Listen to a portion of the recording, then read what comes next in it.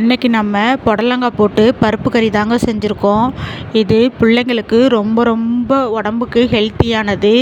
இதை லஞ்ச் பாக்ஸுக்கும் வச்சு கொடுக்கலாம். பிள்ளைங்க நல்லாவே விரும்பி சாப்பிடுவாங்க. இதில் காரம் கம்மியாக இருக்கிறதுனால பிள்ளைங்க நல்லாவே சாப்பிடுவாங்க. நீங்கள் இதை அடிக்கடி குழந்தைங்களுக்கு வச்சு கொடுத்தீங்கன்னா அவங்களுக்கு புரோட்டீன் சத்து அதிகமாக கிடைக்கும். இதனால் நமக்கு கவலைப்பட தேவையே இல்லை. பிள்ளைங்களும் நல்லா சாப்பிட்டுப்பாங்க. நமக்கும் கொஞ்சம் நிம்மதியாக இருக்கும். நான் அடிக்கடி இந்த பருப்பு கறி ஏதோ ஒரு காய் போட்டு செஞ்சு கொடுத்துருவேன். எங்கள் பிள்ளைங்க நல்லா சாப்பிடுவாங்க. வாங்க இதை எப்படி செய்கிறதுன்னு வீடியோக்குள்ளே போய் பார்க்கலாம். Welcome to IG family cooking. Friends, என்னோடய சேனலை சப்ஸ்கிரைப் பண்ணாமையே நிறைய பேர் பார்த்துட்ருக்கீங்க. சப்ஸ்கிரைப் பண்ணி வச்சுக்கோங்க. இது உங்களுக்கு ரொம்பவே யூஸ்ஃபுல்லாக இருக்கும். துவரம்பருப்பு, பாசிப்பருப்பு 2 சேர்த்து 1 கப்பு எடுத்து நல்லா கழுவி வேக வச்சுக்கோங்க.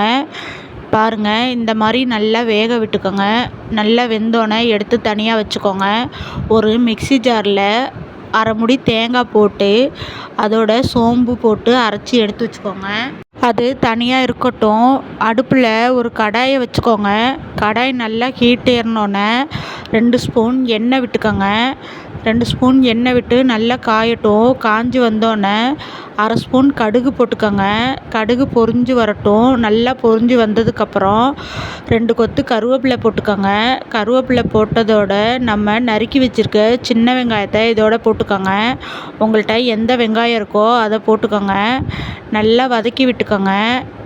நல்லா ஓரளவுக்கு வதங்கி வந்தோடனே நறுக்கி வச்சுருக்கிற ஒரு தக்காளியை இதோட போட்டுக்கோங்க. தக்காளியும் கொஞ்சம் வதங்கி வரட்டும்.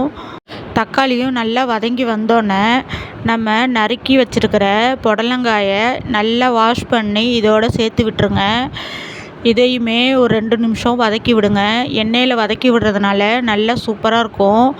இது வதங்கி வந்தோடனே இது கூடவே 2 ஸ்பூன் சாம்பார் பொடி சேர்த்துக்கோங்க.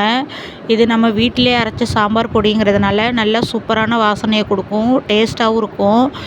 இதோட நமக்கு தேவையான அளவு உப்பு போட்டுக்கோங்க. அடுத்து அரை ஸ்பூன் மஞ்சத்தூள் போட்டுக்கோங்க. எல்லாம் போட்டோன்னே ஒரு முறை மிக்ஸ் பண்ணி விடுங்க. எண்ணெயிலேயே நல்லா வதங்கி வரட்டும். இதோட பச்சை வாசனை ஓரளவுக்கு போயிடும். அதோட 1 கப் தண்ணி ஊற்றிக்கோங்க. காய் நல்லா வெந்து வரட்டும். வெந்து வந்தோடனே நம்ம வெவச்சி வச்சுருக்க பருப்பை இதோட சேர்த்து விட்டுருங்க.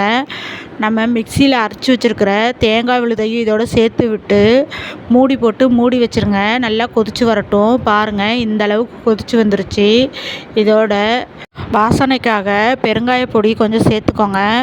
இதை இறக்க போகும்போது தான் பெருங்காய பொடி சேர்த்தோம்னா செம வாசனையாக இருக்கும். இந்த பருப்பு கறிக்கு ஹைலைட்டே இந்த பெருங்காய பொடி தான். ஸ்டவ்வை ஆஃப் பண்ணிவிட்டு கொத்தமல்லி தலையை தூவி பிள்ளைங்களுக்கு போட்டு கொடுங்க. சும்மா செம்ம டேஸ்ட்டாகவும் வாசனையாகவும் இருக்கிறதுனால பிள்ளைங்க நல்லா விரும்பி சாப்பிடுவாங்க. இதை மதிய லஞ்சுக்கும் கொடுத்து விடுங்க. பிள்ளைங்க அவங்க ஃப்ரெண்ட்ஸுங்களோட ஷேர் பண்ணி சாப்பிடும்போது சீக்கிரமாகவே காலி ஆயிடும். அந்தளவுக்கு விரும்பி சாப்பிடுவாங்க. இதில் காரம் கம்மியாக போட்டிருக்கிறதுனால நல்லாவே இருக்கும். நீங்கள் இந்த பருப்பு கறியை ஒரு முறை மட்டும் செஞ்சு பாருங்கள்.